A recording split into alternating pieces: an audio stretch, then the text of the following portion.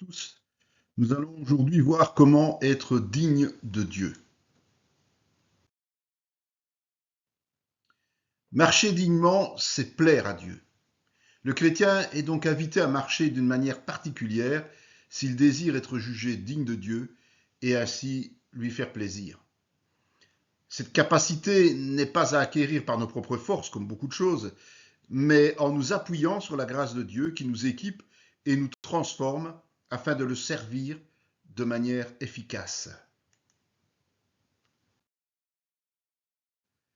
Le premier pas est de mettre Christ à la première place dans nos vies. Et pour ce faire, nous devons impérativement oublier nos propres désirs au profit de l'œuvre de Dieu, ce qui est, il faut l'avouer, un véritable sacrifice. C'est ce à quoi le jeune homme riche n'a pu se résoudre, malgré sa volonté de salut.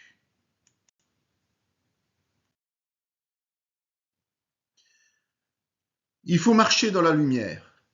Et marcher dans la lumière, c'est simplement faire ce qui est agréable à Dieu, Dieu qui est lui-même justice, bonté et vérité. L'exemple à suivre, c'est évidemment Jésus-Christ qui s'est offert pour accomplir le plan du Père, non pas ma volonté, mais la tienne.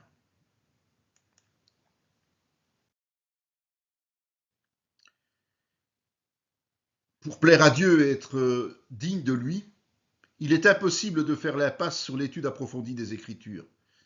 Cela doit se réaliser avec l'intelligence renouvelée et la sagesse divine. Ce sont les fruits visibles de la foi et l'évolution de la sanctification qui seront les témoins de notre patience et de notre persévérance volontaire.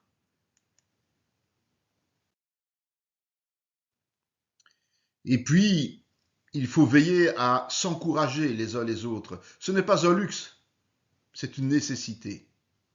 Marcher de manière digne de Dieu, c'est accueillir et pourvoir aux besoins de ses serviteurs.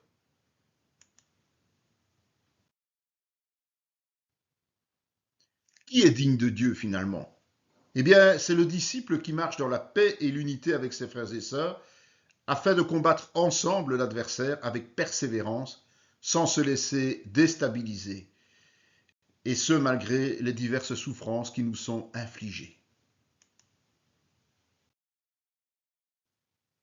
Merci de vous intéresser à nous et de venir sur nos différentes plateformes pour partager encore plus de connaissances que ce que vous avez reçu en ce moment.